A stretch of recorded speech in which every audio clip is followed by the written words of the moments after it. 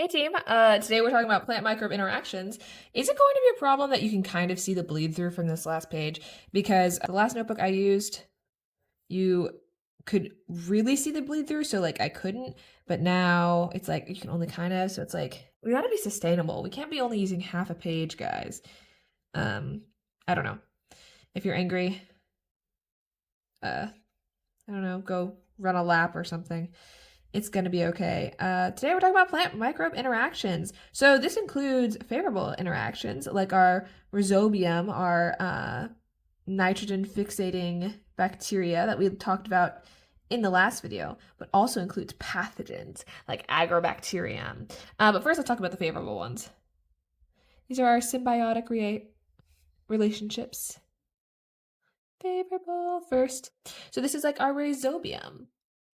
This is the genus of bacteria that associate with root nodules in the plant to provide nitrogen in exchange for like nice things for the plant.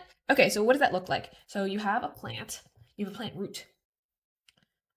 It looks kind of like this as it's growing, and it has little hairs.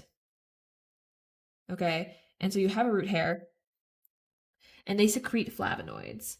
So they're sending out this signal that say, hey, if anyone, the root hairs, they secrete flavonoids. So they say if anyone wants to give us nitrogen in exchange for a home and some food, you can do that if you want. So what is a flavonoid? This is a secondary metabolite that is hydrophobic. So it's going to be pretty nonpolar, meaning it can spontaneously cross membranes. Okay, so what is the significance of that? Well, these bacteria, these bacteroids, say I'm a bacterium, and this guy, she's secreting flavonoids. So now we have these are the flavonoids, okay? And so I can go into the bacterial cytoplasm. I didn't really draw that in the correct direction. It's just a big one, okay? So now we're in the bacterial cytoplasm. And here, our flavonoid combined with a bacterial factor called NOD-D. Let's make it this peach color. So that's NOD-D. I don't actually know if that's to scale. I don't know if NOD-D is bigger than the flavonoid. I'm just drawing it like that. Okay, so this is NOD-D. And when NOD-D binds with the flavonoid, it's saying, oh my god, there's a plant nearby. I should express genes for my colonization of this plant. Nod meaning nodule. Remember those root nodules we were just talking about. So when these are bound together, NOD-D is going to say, let's drive the transcription of NOD genes. Let's make a root nodule. So now these NOD genes includes NOD ABC enzymes,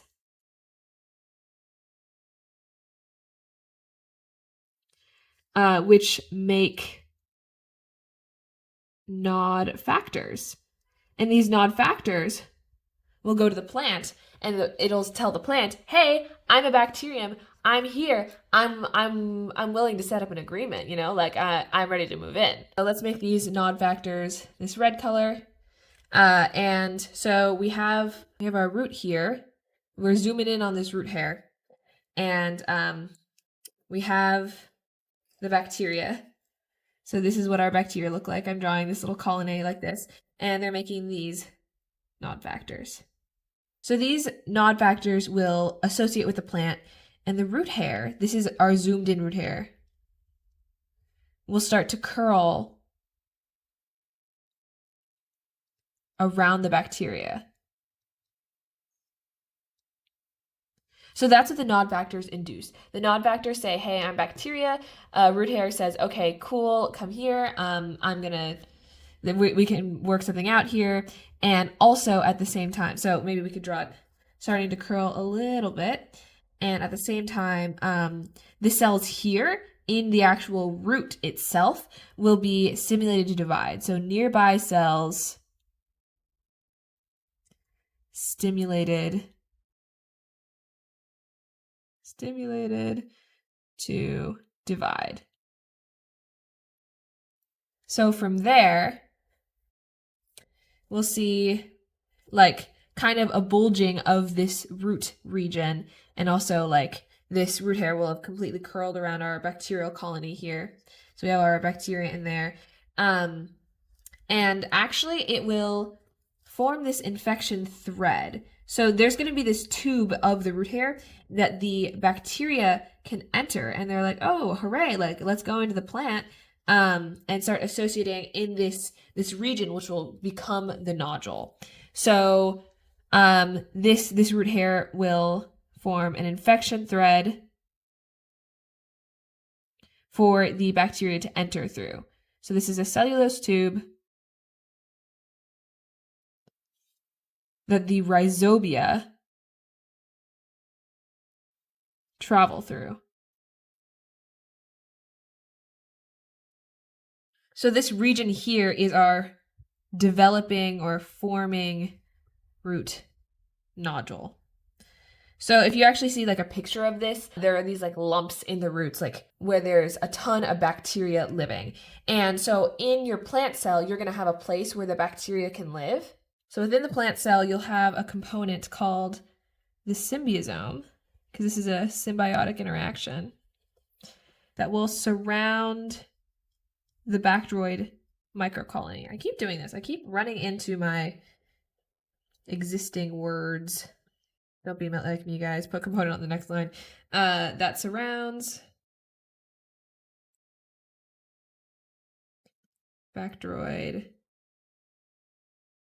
microcolony. So that's just the term of the component that we have encasing the bacteroids. And I drew a diagram of what that looked like in my notes. I don't honestly think it's that important, but you can see it if you want. You can see the exchange of nutrients here. There's going to be more than one bacteroid in here. This is not to scale, but I wasn't going to draw like millions of them.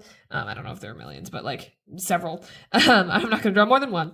But you can see that the plant will supply sugars, and the bacteroid will do all of this nitrogen fixation with its nitrogenase. It'll make compounds with this biological nitrogen for the plant to take. So it'll return it to the plant. And you can see here, legume hemoglobin bind to oxygen that it can use for electron transport, but it won't use for its nitrogenase. So it can kind of choose how that's used. So that's kind of cool. But overall, I don't think you need to know the symbiosome in that depth. I don't know if we have to draw a diagram. But if you want, you can. It looks like that. Okay, well, that's cutie. Lovely little relationship. Now, let's talk about the unfavorable reactions, the pathogens. We're talking about what I know. What I study, Agrobacterium. I don't investigate specifically Agrobacterium and its methods, but I use it in my research. So this is my jam. If you want to learn more about it, there's a video that I did not make that I used to learn about agro for the first time. Highly recommend. Linked hopefully up here. So Agrobacterium is actually a soil bacterium. If you've ever seen, I'm just gonna write crown gall tumor, because if you've ever seen one of those big like lumps on a tree, it might be a crown gall tumor. That's what Agrobacterium causes. It's found originally in the soil, and it infects plants, and as we'll see, it causes a tumor to form. Like the plant grows a tumor, and that's called a crown gall tumor. If you've seen like an oak tree with a big lump on it, it might be a crown gall tumor. That's what she does. So how does she do it? How does she induce a tumor, and why? So say you are a plant. We have a plant, and something happens. Maybe, well, I don't know. So for some reason, you are damaged. Okay. As your planty self, you are damaged, and as a plant, you have evolved some like immune responses to damage. So maybe you've been damaged because like there's a pathogen, and you secrete phenolics to say don't be doing that. Like it's a line of defense away from the pathogens or something. For some reason, it's damaged. So number one step, plant is damaged. And as a result, it'll be secreting phenolics. And so over many years of like coevolution, Agrobacterium has evolved to sense these phenolics. One phenolic in particular called acetosyringone, but you don't need to know that. It senses this phenolic and it says, it's under distress right now. This is a great time to invade. So Agrobacterium senses and invades. So how does it do that? We can look at the response pathway with something we've seen before, as we've just recently discussed, our two-component signal transduction pathway. So we can have an histidine kinase. So like we talked about in the last video, we have a little histidine kinase. And Agrobacterium has certain genes that are like in its virulence response. So in its infection, that's, related to virulence. So this is one of them, obviously, because it's detecting when it should infect. So this histidine kinase is another vir gene. We'll learn about more. We'll learn about 5, actually. It's called vir A. It's the first one. They don't follow ABC. That would be very pleasant, but we are not so lucky today. So we have our phenolics, right? It'll bind to our histidine kinase, and that will initiate. So let's say we have 2 that have bound. We can color them in. So we have 2 phenolics that have bound, and so now histidine kinase is activated. It'll autophosphorylate. We are familiar with this system, right? And then it'll phosphorylate a response regulator. And our response regulator is another virulence gene, vir G. So she's going to take ATP and make ADP plus. It'll be phosphorylated on the receiver domain of vir G. So this whole pathway is to initiate the infection of this plant by Agrobacterium. So vir G is going to initiate transcription of other vir genes.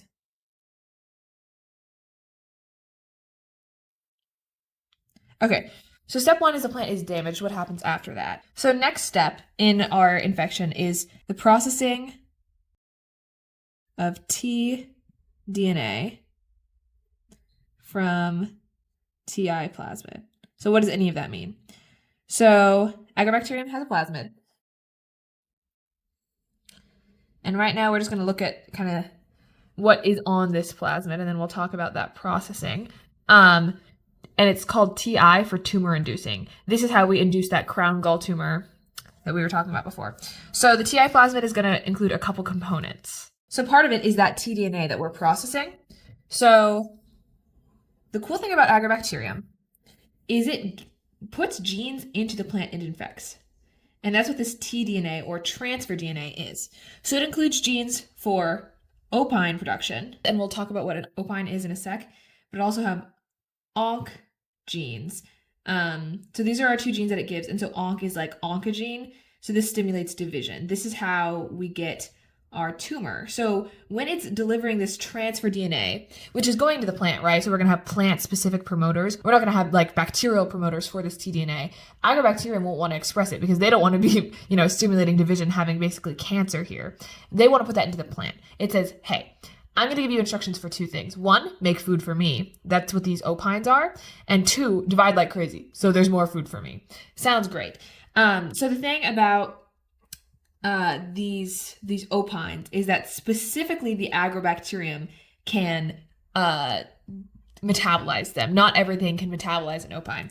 So also on this tumor-inducing plasmid, it will have genes for opine metabolism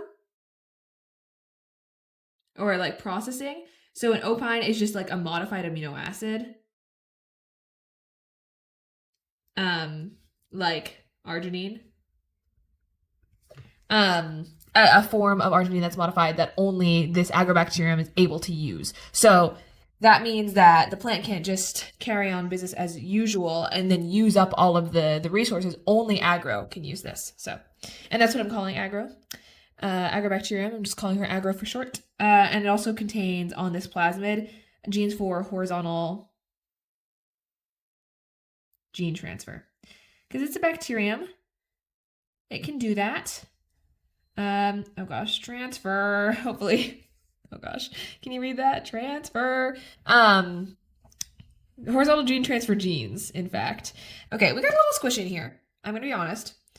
Maybe we didn't need to fit it all in here, but we did. I don't know if that makes us an overachiever or an underachiever, but hopefully you had a little bit more room. If you didn't, I'm sorry. So when we infect, when we are Agrobacterium, we're going to want to give it this piece of DNA. We're going to want to give it the transfer DNA because we don't want these gross genes. And this is going to have plant promoters anyway. We can't even, express this. We want to have these genes. We want to be able to metabolize the opines, but we want to give this to the plant so that it makes opines for us. So this step is processing the tDNA from the TI plasmid. I feel like we should kind of distinguish here between our steps. We got a little squishy. We haven't done that yet. I just told you what the tDNA is and what the TI plasmid looks like. Remember, tumor inducing. So our next step is starting to cut this region off so we can deliver it to the plant. Because we want to keep this, and we don't want this. We just want to get rid of that. So we have another virulence gene, vir D, and it will create a single-stranded nick in this tumor-inducing plasmid at this tDNA site. So I'm going to draw it like this. So we have our tDNA, and then there's like a single-stranded nick. So it's still attached by one strand, but not the other. So thanks to vir D, we made a single-stranded nick. And next thing we're going to do is use another vir gene, vir E. So vir E is going to bind right here. It's a single strand binding protein. Single strand binding protein. And it's basically going to peel off the tDNA. So imagine it binding right here in that single stranded nick. It's a single strand binding protein. So I'm going to just have it as like this little dot, right? And imagine it peeling off the tDNA. So we'll have the tDNA like peeling off. And so our next step is we just have our tDNA, and that can be integrated into the plant cell, which is step number 3. tDNA. So now we're ready for step 3. tDNA integration into plant cell. This process is actually really similar to conjugation. And so this tDNA and like the machinery for integrating it is delivered through a T pilus. So we talked about the F pilus being involved in conjugation, and here we have a T pilus because it's not going from bacterium to bacterium, but bacterium to plant. And remember, we only made a single-stranded break, and then we took off one of the single strands. So this tDNA is single-stranded, and the plant will make, inside of the plant nucleus, makes the complementary strand. Also, fun fact that you don't have to memorize, but the vast majority of the time that Agrobacterium delivers this tDNA into the cell, it's not actually integrated. So it just like sits in the nucleus for a while and it'll get expressed, but it's not actually introduced into the genome. Fun facts for you. But when it is introduced into the genome, there's no specific site it's supposed to be integrated at. So it's integrated into a random place in the genome. Kind of like a transposon. So first, that double-stranded side is going to be built by the plant. The plant is going to make the complementary strand. So we'll have our double-stranded tDNA, which I'm drawing like this. I mean, here it was still double-stranded, but I'm just demonstrating here it's double-stranded. And so our double-stranded tDNA is integrated into a random site. So once this is built, then it is integrated. like a transposon. And from there, our final step is this tDNA is expressed. Hopefully, if everything worked. And obviously with random integration, sometimes you're going to have plant cells where the tDNA is integrated in the middle of an essential gene. So in that instance, our tDNA is not going to be like making all the good stuff of the gene, because then the plant cell's going to die. So like maybe it will, but then the plant cell dies. So some of the cells are just going to die as a result of this infection. But what the bacterium wants is it to be integrated at a non-essential site so the plant can continue to live and grow and make, so expresses our opine genes and oncogenes for our little agrobacterium to feast on. Sounds like a great deal for agro. So this is actually how we do plant transformations in the lab. If you're doing genetic engineering of plants, it's always using Agrobacterium. Fun fact. There are other things that have been investigated. Actually, it's not always using Agrobacterium. You can use a gene gun. You can use infection of protoplasts. PEG is a thing, but don't worry about it. But using Agrobacterium, we can make genetically modified organisms. Pretty cool biotechnology. Very hated though. But I won't be getting on my soapbox today. Anyway, let's review. Let's talk about plant-microbe interactions. Okay, we talked about the favorable ones in the very beginning. This is with Rhizobia. They will colonize the root. They will see, there are some flavonoids that are secreted by root hairs, and it'll say, I like this, and it'll pass through the membrane because they're hydrophobic in there. They spontaneously cross membranes. It'll cross the membrane, and it'll bind with this thing called NOD-D, and the bacteria say, yes, I like this. This means that there's a plant for me to colonize. This is great, because it's great for everyone when I colonize a plant. So NOD-D is going to say, I'm bound with a flavonoid. This means that there's a plant. I'm going to transcribe NOD genes. And then our NOD genes, like our NOD ABC enzymes, make NOD factors. And the NOD factors go to the root hair, and the root hair says, I'm going to curl around the bacteria, and I'm going to stimulate nearby cells to divide. So we can form this lovely root nodule. So then we get our forming root nodule. And part of this is this root hair that makes an infection thread, which is a cellulose tube the Rhizobia travel through to fully colonize the forming root nodule. The crown gall tumor is part of agro.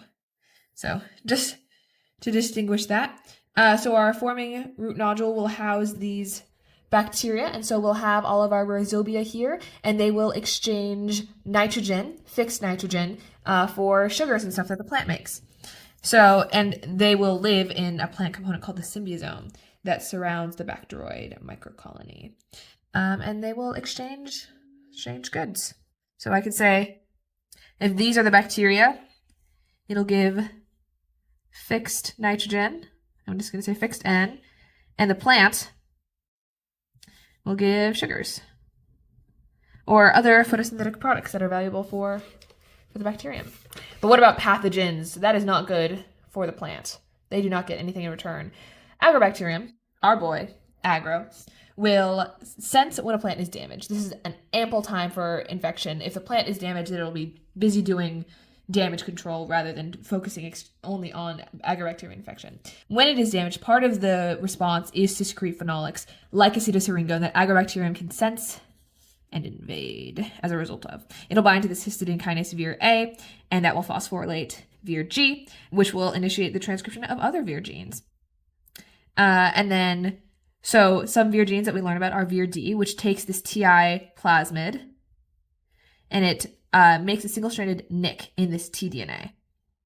This is the most important part, I would say, of the TI plasmid. This tDNA includes genes for OPS, which is opines, and ONC, which is oncogenes, which, if you want the full name, that's down here. And the opines are these modified amino acids that only the Agrobacterium has these opine metabolism genes for.